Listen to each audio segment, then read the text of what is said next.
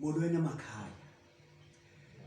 Njengoko benditshilo ku-Facebook, ndiza kuthetha ngezibizo.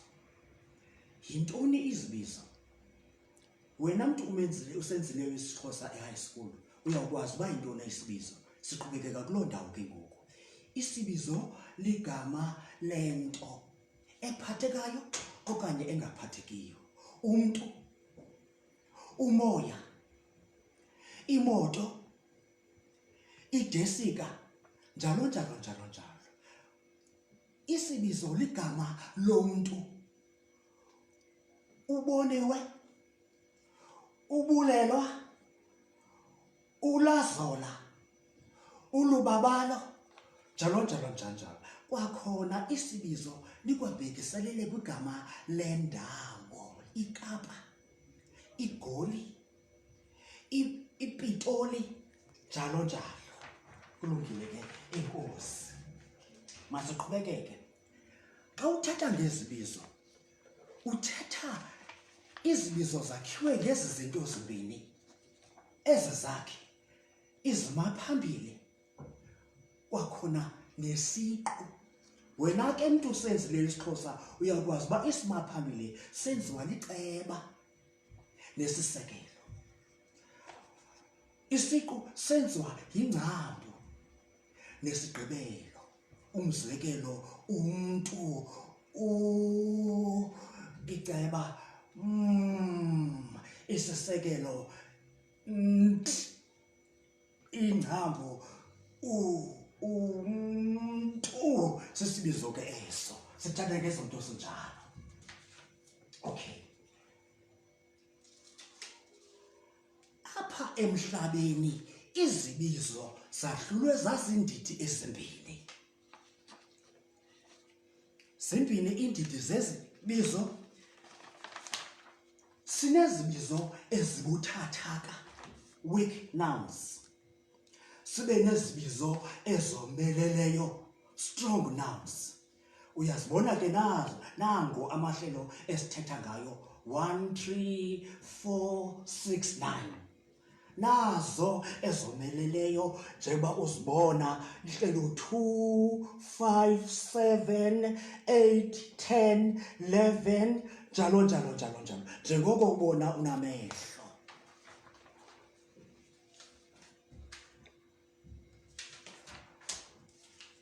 Umbuzo ke ngoku. Uqobo. Umbuzo ke ngoku, kutheni kusithiwa zizibizo ezibuthathaka? Ndiya kuloo ndawo. Kutheni sinezibizo ezibuthathaka? Nantsi iformula. Izibizo ezibuthathaka ziplus izinkantasi. Oko kukuthi naziphina izimaphambili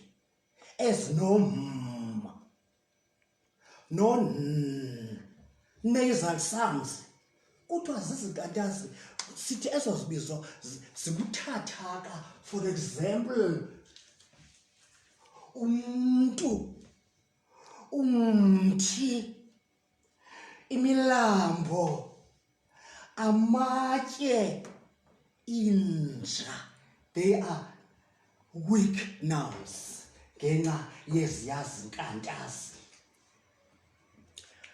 Ndingekagqibi njalo ngezibizo ezibuthathaka, jonga kwakhona bethuna, ayikho into engenasinqaxhi. Ingathi into ulandela umgaqo kodwa ingavumi ulandela. Sithi apha izibizo ezibuthathaka zinezinkantasi. Khawujonge apha. Izibizo zehlelo 1A, utata, utishala, umama, azinazinkantasi zona kodwa zibuthathaka. Nazi nezinye ezemboleko, imoto, i-cellphone, ikhompyutha, zezemboleko. Zonke zibuthathaka, aziwulandelanga ke kodwa umgaqo. Uyayazi loo nto. So singabe sithi okwangoku zinqaxhile.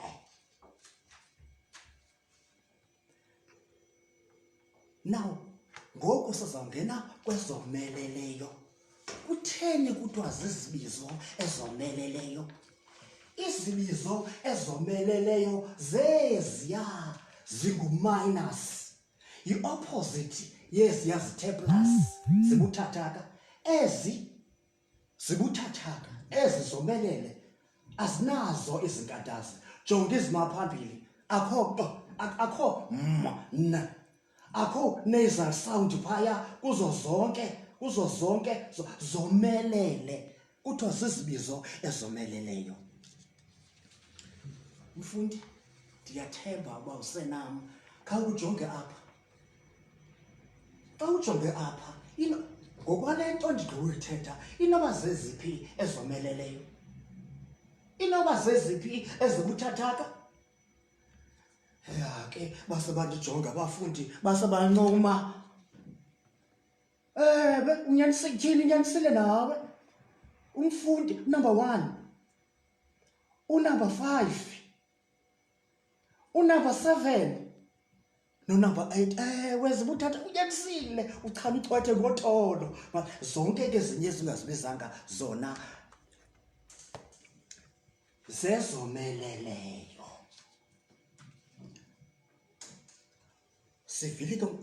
Sivile ngezibizo zohlulwe kubeni sinezibuthathaka nezomeleleyo. Sazichaza uba zesinjani ezomeleleyo, zesinjani ezibuthathaka. Ngoku masidlulele phambili.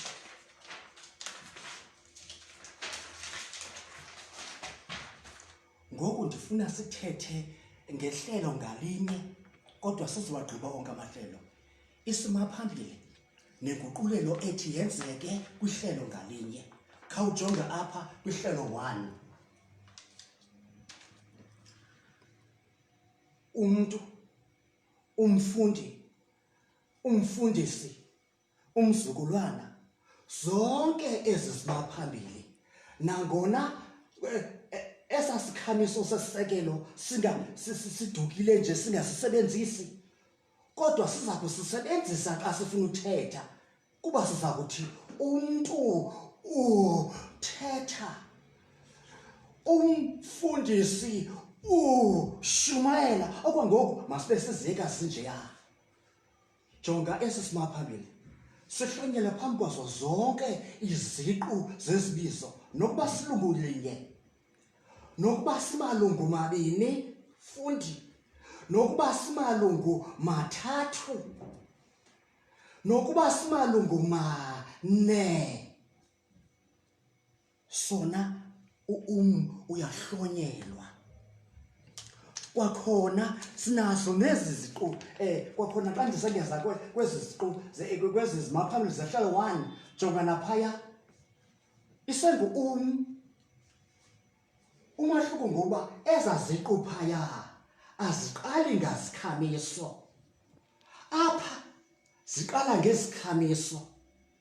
Ngoko ke la sikholisile simsuse, besizawungqubana eziyazikhamiso.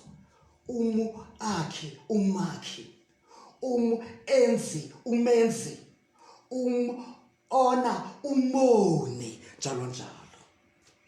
Ndiyathemba kusavakala. Masingene kwizibizo zehlelo lesibini. Ihlelo lesibini.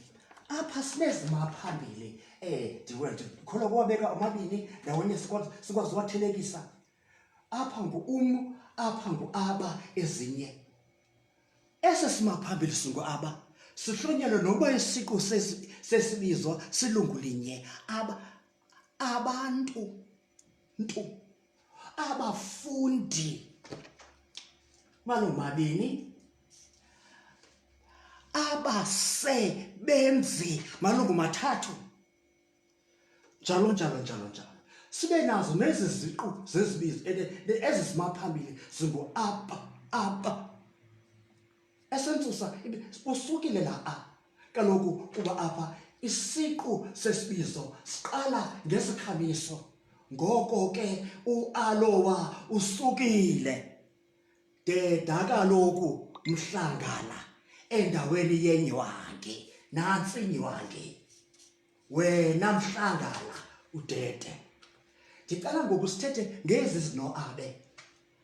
Abelungu. Uthini sinesimaphambili esingu-abe? Kodwa kuthiwa masibe ngu-aba. Nantsi kaloku into eyenzeke khona. Kwenzeke inguqulelo ekuthiwa lufaniso olungaphelelanga apha ku-abe. Yenza kanjani? Ukuba kwisiqu sesibizo ilungu lokuqala lino-u, laa u ufuthela laa a, wasa laa a osisikhamiso sesisekelo wajika wangu-e. Kunjalo nakuwo abeSuthu. Uqonda nge-writing yam embi, abeSuthu, abelungu, abeSuthu, abefundisi. Ungathi nqa xa uza apha umzukulwana, abazukulwana, umfundi, abafundi. Asinathi abefundi, kaloku ndithe kuwe ayizizo zonke izinto ezikulandela umthetho eziya sinokuthi zinxaxhile ke ngoko. Okwakaloku nje apha inguqulelo eyenzekileyo lufaniso olungaphelelanga, incomplete assimilation, abanye bathanda ukuthi partial assimilation. Singena kwihlelo lesithathu. Ihlelo lesithathu liyafana nehlelo lokuqala. Umahluko nje ngokuba ihlelo lesithathu lingezinto ezingaphefumuliyo ezingekho bantu. Umthi, jonga, sinesimaphambili esingu naphaya. Into enzekileyo ulahleke nje u osisikhamiso sesisekelo. Umthi, umzekelo. Njalo umthi, umzekelo, umthakathi. Njalo nje ngamanye amazwi lo osesimaphambili uhlonyelwa phambi kwazo zonke iziqu zezibizo. Noba silungu linye, noba simulungu mabini, nabini, mathathu. Sinasi isimaphambili sesibini esinaso ngu-u.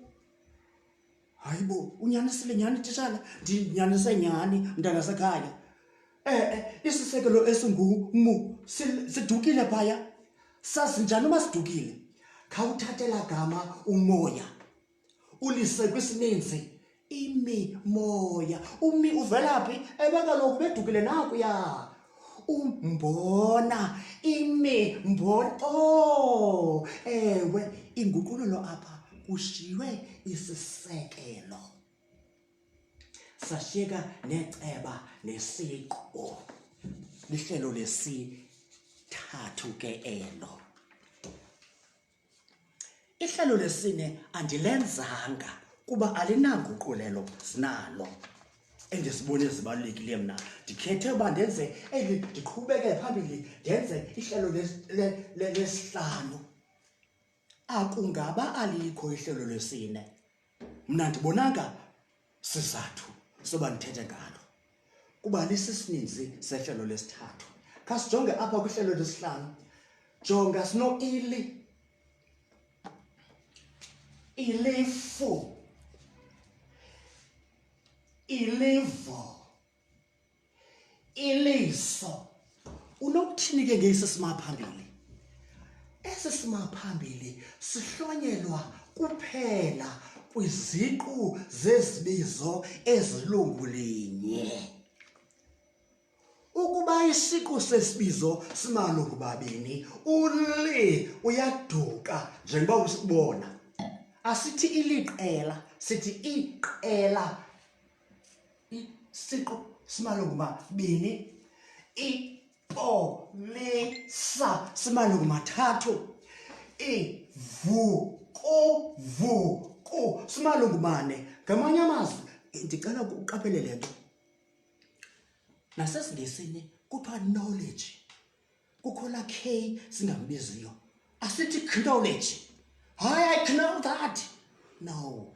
Nalapha kunjalo sidukile asisibizi nosibiza. Ihlelo lihlelo lesihlanu ke elo. Ndicela singene kwihlelo lesithandathu ixesha lingasibethanga. Ihlelo lesithandathu nazi esimaphambili nguAma, ipolisa amapolisa, iqela amaqela, ilifu amafu. Ngamanye amazwi isimaphambili esinguAma sihlonyelwa phambi kwazo zonke kwiziqu ezilungulinye ezimalungu mabini amapolisa ezimalungu mane amavukuvuku njalo njalo. Okay, ndicela singene apha nasi simaphambili esesibini esisibonayo apha esentsusa ibinguAma. Njengoba ubona kwathi kuba isiqu sesibizo siqala ngo-I. U-A no-I wasinika u-E. Nakuya amehlo, eyes. Nakunjalo lapha ibinguAma plus indu, amendu. Nguqulelone eyenzeke phaya, kwenzeke inguqulelo ekuthiwa lumanyaniso lwezikhamiso. Singene kwihlelo lesixhenxe. Ndicela ukulenza ihlelo lesixhenxe lihambe nelesibhozo kuba kaloku sesinye sisininzi. Kwakhona uthi nje akho kwahlukana apho. Isikolo isimaphambili esingu-isi sihlonyelwa phambi kwazo zonke iziqu zezibizo. Isinye, isibini, isizukulwana, isithukuthezi. U-isi uhlonyelwa phambi kwazo zonke iziqu zezibizo. Nasi sesibini esingu-isi, u-I udukile. Kutheni edukile? Isikhamiso. Isiqu sesibizo siqala ngesikhamiso esingu-E. Befama sithi isienzo wadeda umhlangala endaweni ka-E inywangi.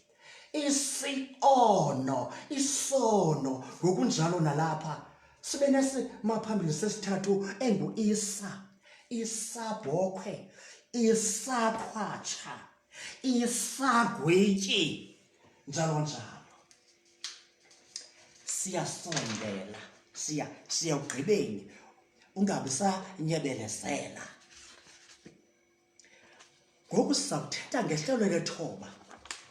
Ihlelo lethoba linezimaphambili ezithathu. Sino-I, zonke izibizo zemboleko zinala I.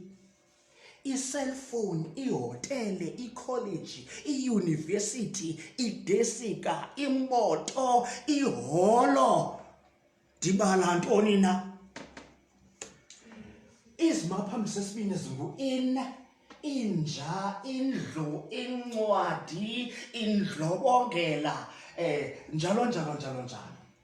Sibe nezimaphambili sesithathu esingu-im, impandla, imfundo, impilo, imfitshi. Okay, uyabona ke ngoku ndizawungena kumhlaba wakwa-higher grade. Umntu owenza ibanga leshumi uzawuxhamla kakhulu apha, nowenza i-first year and second year eyunivesithi. Masijonge iinguqulelo ezithi zenzeke kwelaa hlelo lethoba. Nguquleloni ethi zenzeke kwihlelo lethoba?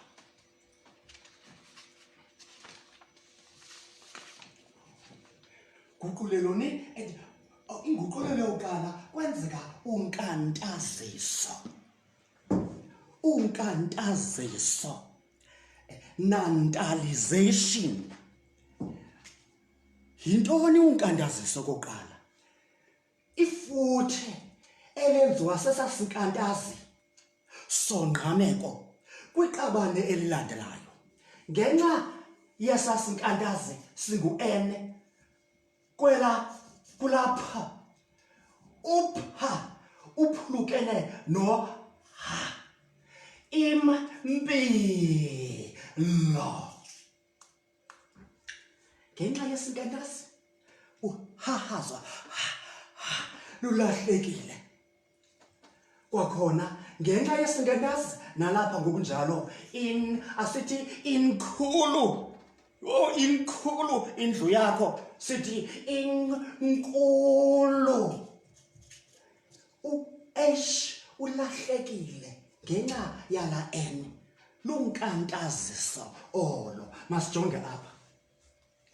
Ngenxa yesasinkantazi singu-N,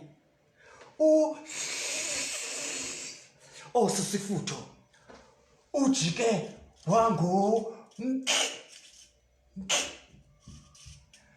ngamanye amazwi xa ndithetha ngokwegramma sithi isifutho siba sisidubula isifutho. Konke oko kungenxa yesinkantazi. Okugqibela, ngenxa yesinkantazi isifutho siba imfundo. Uxolo ngokubhala kwam kakubi.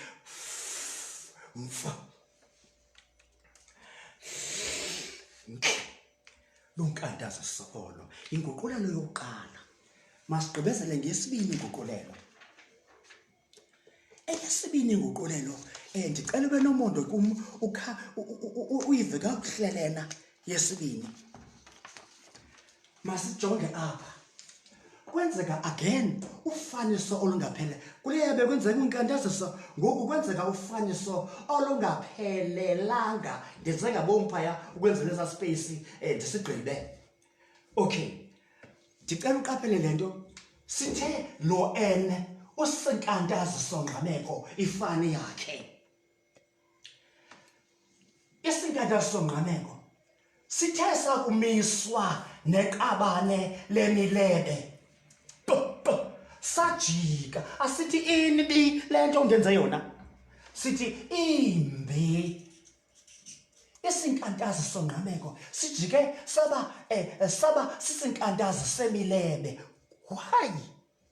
Kuba simiswe neqabane lemilebe. Hayi nawe khawucinga umzekelo. Khawucinga umzekelo. Jonga nanku usisi. Masithethe ngoba ngusisi lo. Nanku uMiss Ngqameko.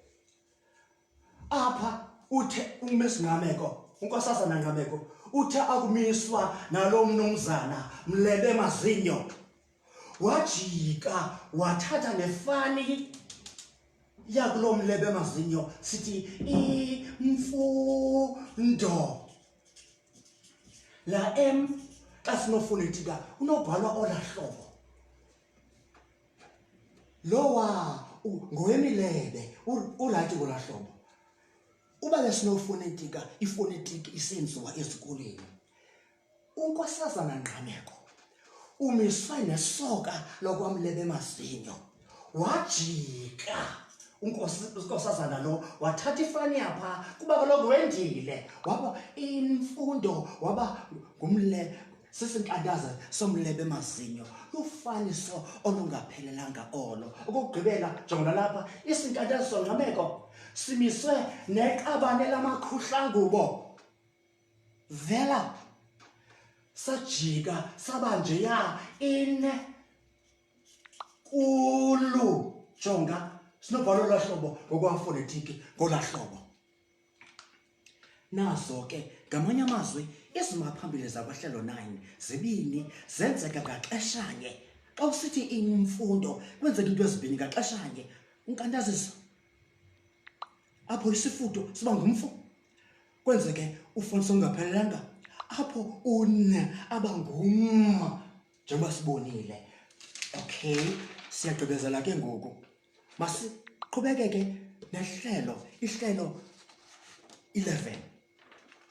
Nazi izimaphambili zehlelo 11. Izimaphambili lo ulu umbonayo uhlonyelwa phambi kwazo zonke iziqu ezilungu linye: ulusu, uluvo, ulutho, uluntu, njalo. Uhlonyelwa kodwa ukuba zimalungu mabini nangaphezulu asimbizi isisekelo sidukile phaya udaba. Befama udaba lulo udaba lu ubhukuqo udukile ubhukuqo lo phume nodlolwazana njalo. Jonga ke ngoku apha sino kuphela uloyiso. Isiqu sesibizo siqala ngesikhamiso o. Ulonwabo njalo. Zonke siqala ngesikhamiso o. Ukugqibela, ukuba isiqu sesibizo siqala ngesikhamiso esingu a, as you can see phaya, bekufanele uba ngu-ulu njengoba uqondete ubhala apha. Befana ngu-ulu plus aze. Isiqu siqala ngesikhamiso esingu a. La akangafuni usuka phaya. Uthe ndicela ukujika, ndiyaguquka, nankuya. Ulwazi, ulwimi, ulwendo lwenkosazana, endo kwenzeke uqabaniso phaya.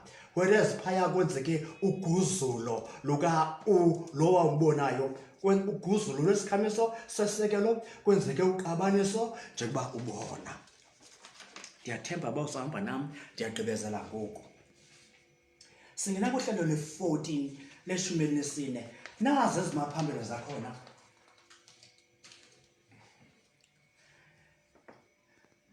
Sino ubu ohlonyelwa phambi kwazo zonke iziqu zesibizo. Ububi 1, isiqu sesibili ilungu linye phaya. Ububhanqa mabini, bhanqa mabini. Ubuvilikishane, vilikishane 5, njalo. Okay, khawujonge esiya singu-UB. Ubongi bakhe. Sizawucela umongi azosichazela ngokuba ngubongi kwakhe, ukubonga abe ngumongi, to nurse. Apha jonga uBU akasekho. Befama sithi phaya ububoya kodwa simbizi sithi uboya. Befama sithi ububomi kodwa siyamsebenzisa xa sibuya ngoku esisivumane sentloko. Ubomi uboya uyabuya back njalo. Nasi esokugqibela isimaphambili esingu-utywala. Umele utywala. Apho isimaphambili sentsusa ibingu-ubu kwaze kwabakho esasiqu. Uyabona ke ngoku lenzekileyo la umbonayo uyawajika ukunqanda uba angangqubani phaya, kuba akukho nto singayifuniyo njengokungqubana kwezikhamiso. Asinayo ne-airtime yokubiza amapolisa. Waqumba ukunqanda ukungqubana kwezikhamiso. Cela ujika mna kwenzeke ukujika kwesikhamiso sibe sisinkantazi kuthiwa luqabaniso. La ukujika kwesikhamiso sibe ngusingankamisa, a semi-vowel. Kuthiwa luqabaniso. Uqabaniso, that is consonantalization.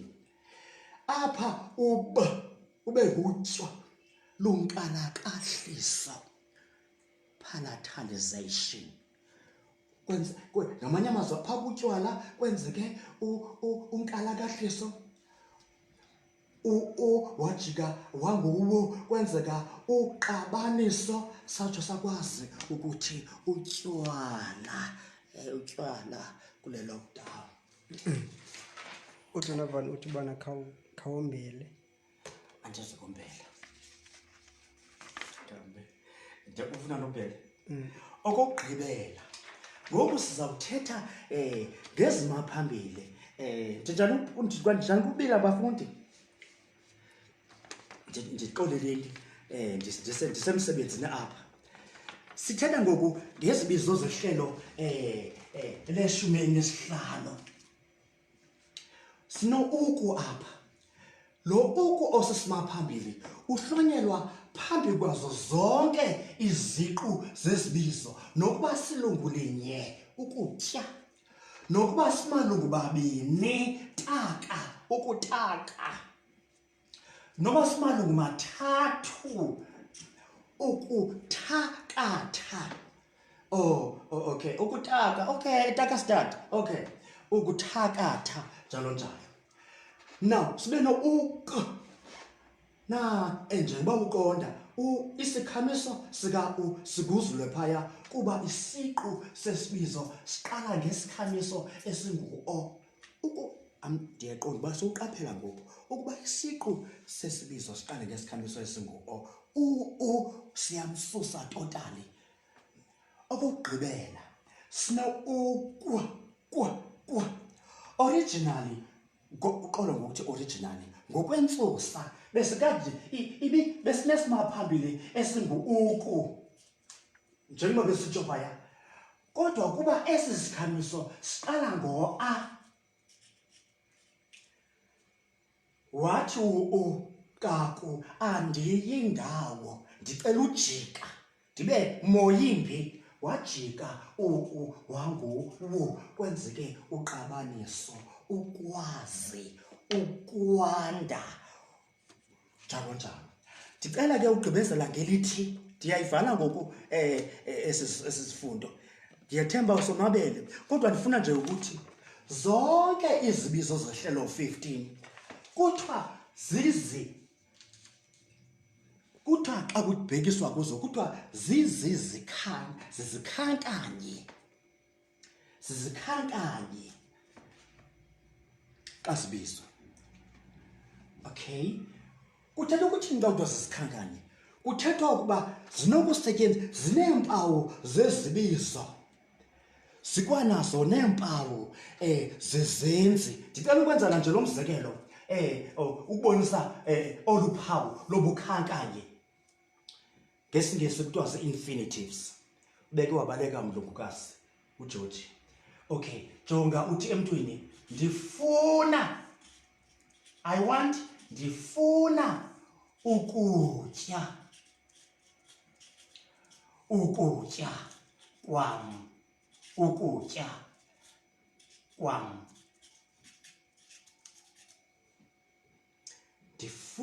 Ndifuna ukutya kwam. Uba unoyisa isiNgesi yonke le nto uzawugqiba tyhini lo uku sixakeke ngayo. Jonga, I want to eat the food of mine.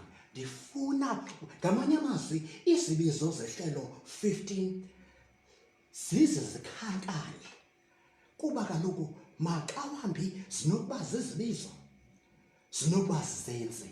Kodwa ke ndiyaqaphela, ndiyamva umntu esithi phaya, hayi kodwa ukutya akasosibizo nje. Ewe, ndiyamazi la ukutya simbeka phaya uyinjongosenzi, kodwa zonke kaloku injongosenzi zizibizo umthetho wazo. Bafundi, ndiyathemba nimamele nasonwabela isifundo sam.